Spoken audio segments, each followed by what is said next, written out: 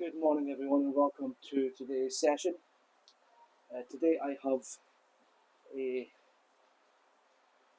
pretty tough session, Suprathreshold, provided by the good and kind Brian McKinney from McKinney Coaching. 2 blocks of 4 big efforts, and the big efforts consist of 2.5 minutes at zone 4, which for me is keeping around about 278 watts, pardon me, and a minute's rest in between. Done a few of these sessions now. I'm not going to lie, they are difficult, but they're designed to be, to improve and get better. Now, the only difference between me doing them previously and now is I'm on keto now, so it'll be interesting to see the numbers that I'm putting out, how hard or easy it is, based on the lower glycogen that's in the bloods and the muscles. Because today is day 3 of the ketogenic diet,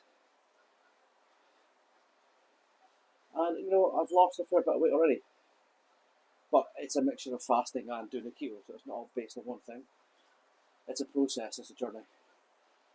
So started off on Sunday at 105.7 kilos. I'm now 104.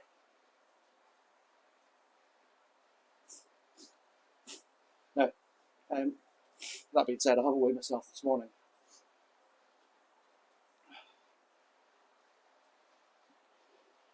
My routine is usually, when I'm cycling, is to get up, jump on the bike after I've had a coffee and been to the loo, do my session on the bike, and then I weigh myself after that.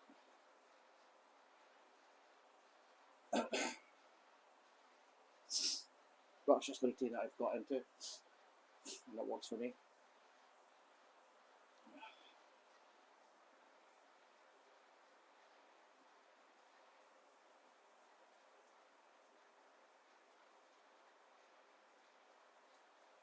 So we always start off the session with a fairly good long warm-up spin,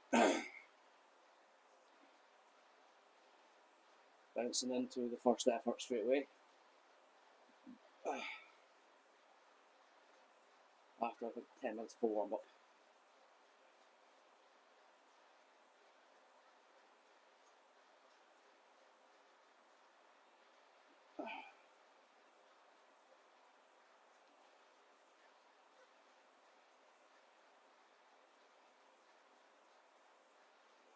So what I'll be planning on doing and sharing this keto journey with everyone is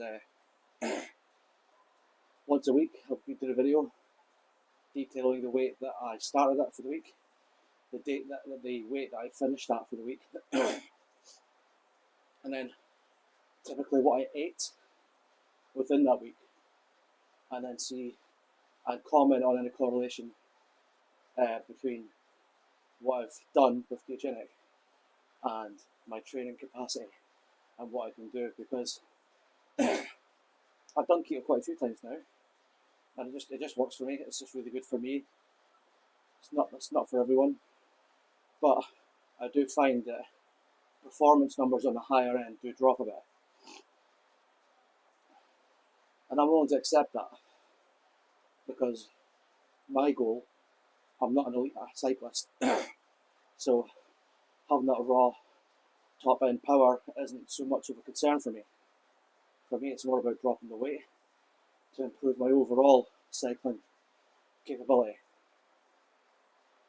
not just one aspect of it. So losing a small thing, but gaining a lot more over all the other aspects of training. And,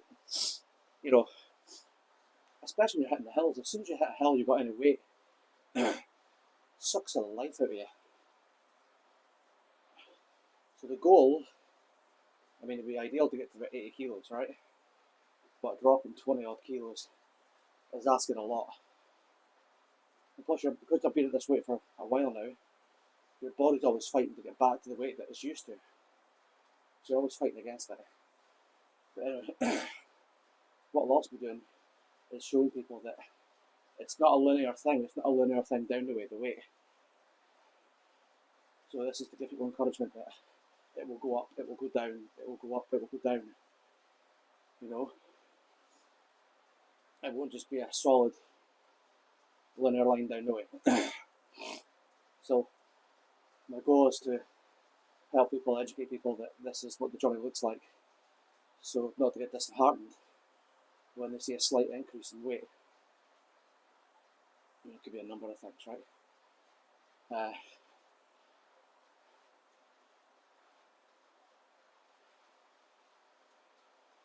Okay, first effort coming up now. 5 seconds.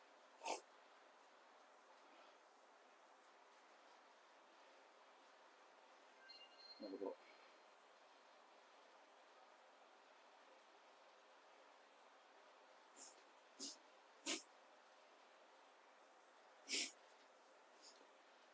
Clear up my nose.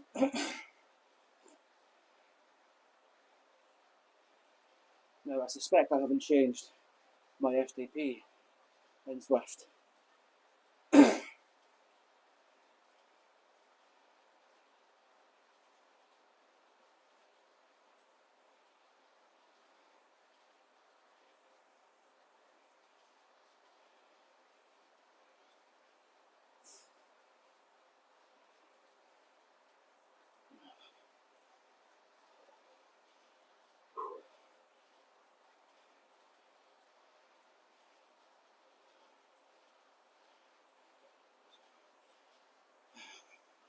Try and keep it at 90.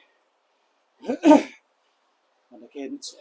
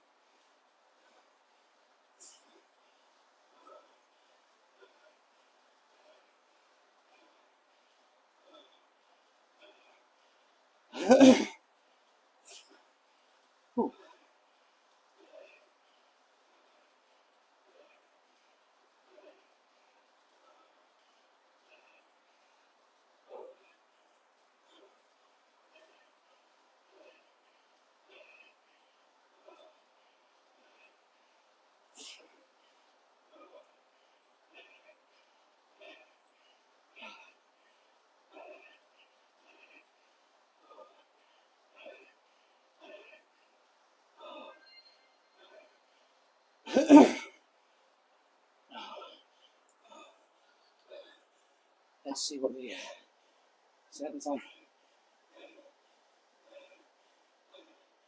That should be FTP 266.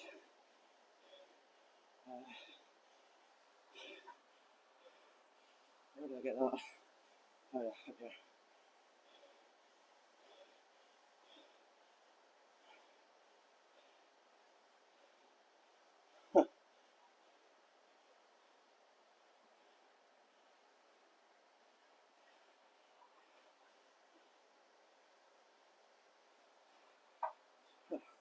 Should have been even harder. Fuck.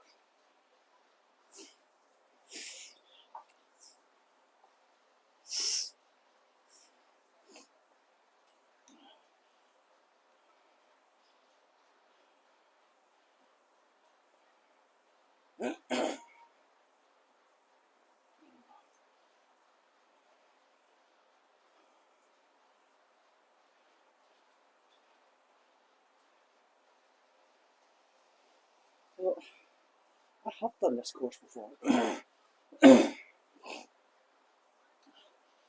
wonder why it's not recording it. In the proverbial.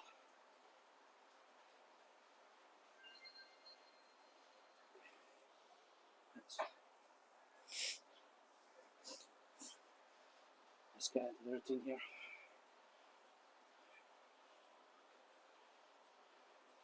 There we go. Nice and steady.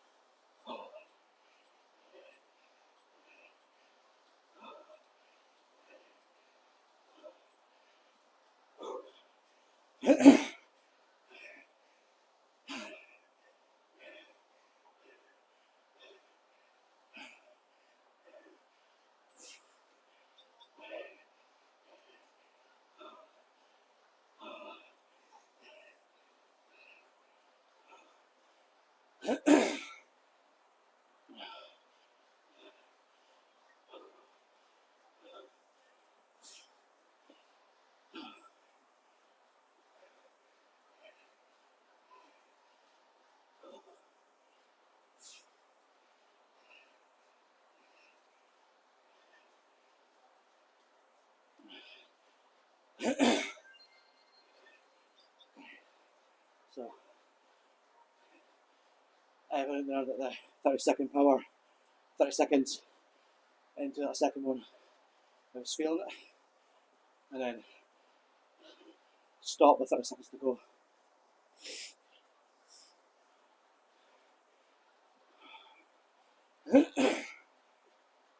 Right, that's us halfway through the first block.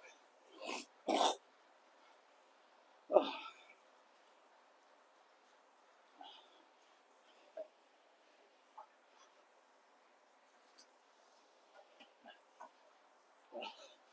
My water's been there since Sunday, so Wednesday. Not good.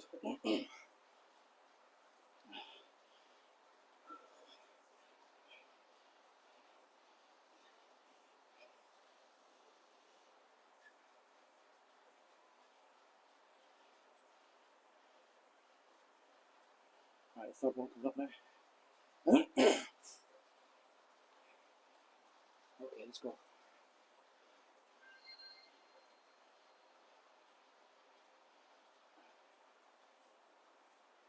Keep it nice and steady.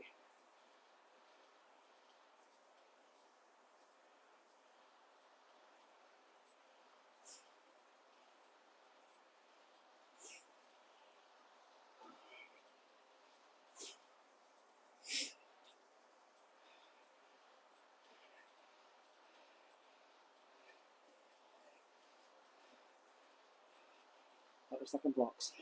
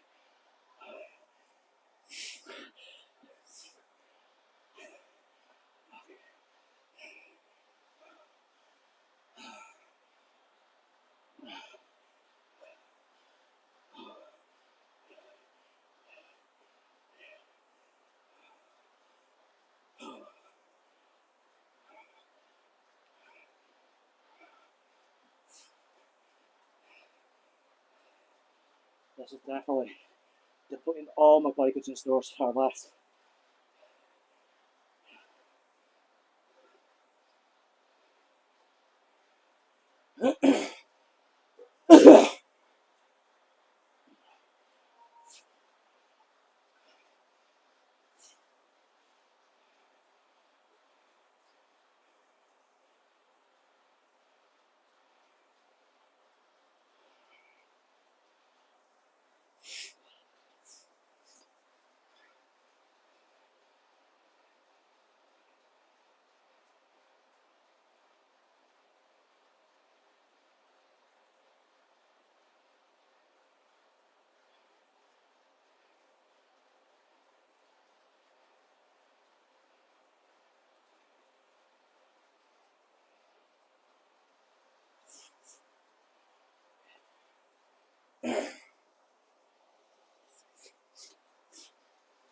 Let's get it done. Get it all done.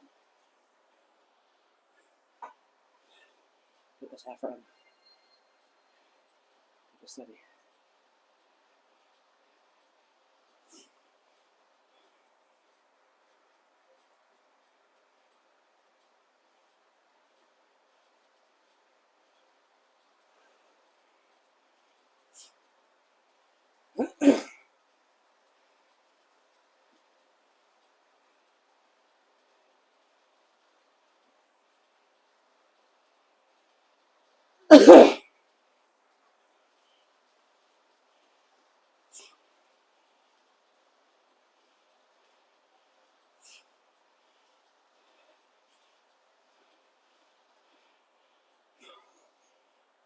That's it done.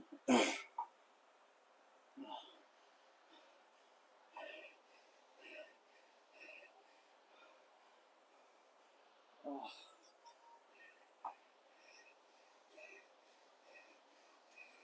Let's build up again.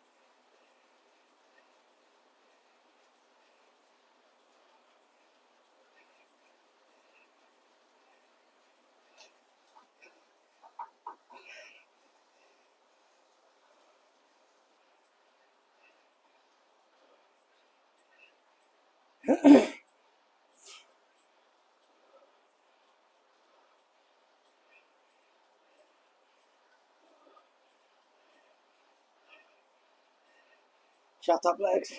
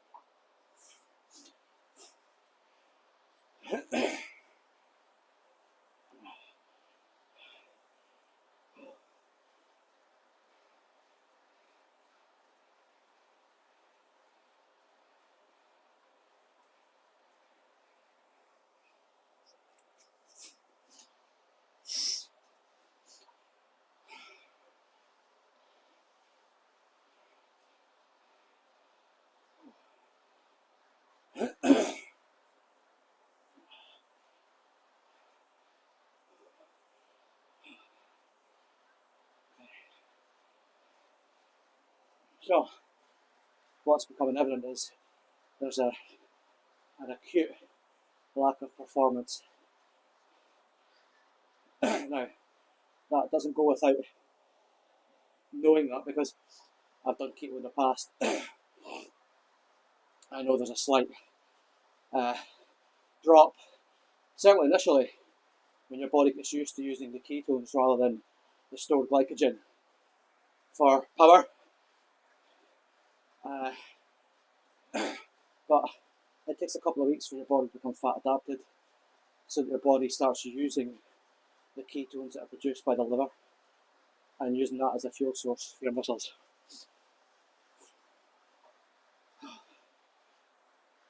And also for your body to process the proteins into carbs as well.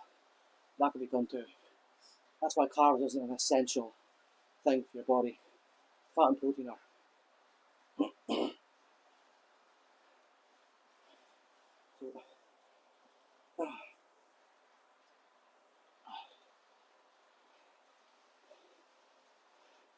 But people talk about getting something called the keto flu, which is a real thing. It affects different people in different ways.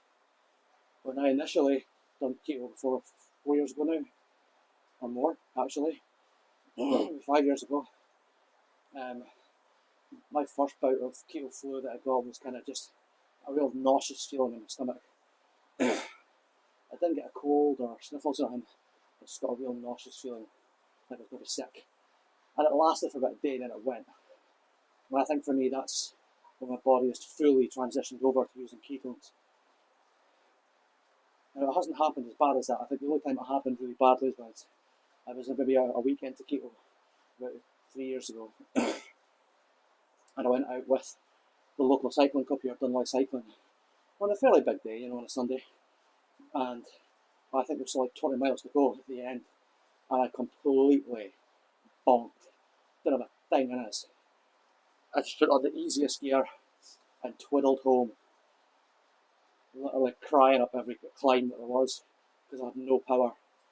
And those people that know from Korea, where I live, to Sharkin, it's just this slow drag all the way up. It was a fucking agony. And then I got home and I was sick.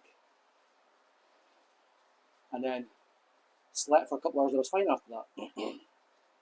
But again, just my body reacting to the changeover to using ketones, and I wasn't fully adapted by that stage. I mean, it normally takes me about a week now to be fully fat adapted and changing over to using the ketones. But I think when I was done live, they were really pushing it. So it wasn't like I was doing an easy zone 2 on a Sunday. It was a smash fest. Now, had I been 3 months into keto, it would be no bother, because your body's totally in tune and it's efficient at using the ketones. But I wasn't at that stage, so yeah, bonked heavy.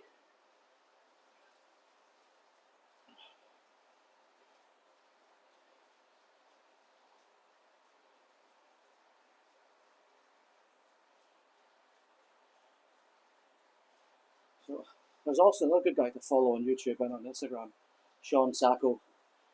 He just lives. He's been keto for many years, and he's a very good level cyclist. And he just shows that you can't have really good numbers on the bike and still be keto at the same time. But again, he's not an elite cyclist. He's not like he needs to be performance to win money. So it suits his lifestyle. And I guess that's about finding out for yourself what your lifestyle is and sticking with it. But I do believe that Sean Sacco guy, he did have a brand, or he still has a brand, Sacco Cycling or something. His stuff was or is still pretty cool.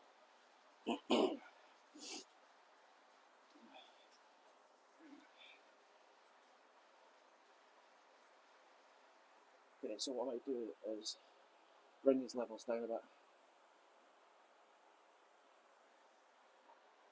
Yeah.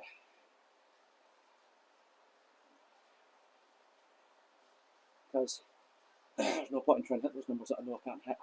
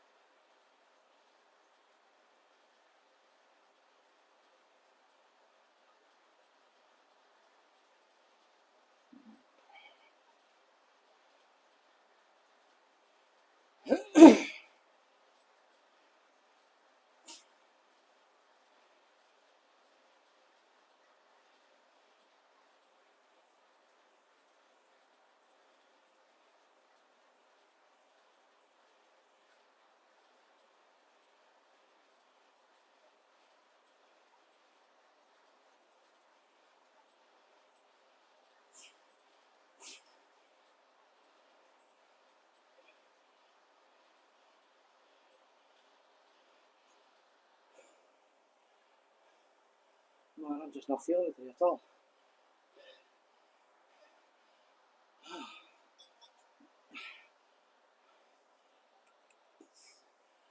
Don't know what's wrong.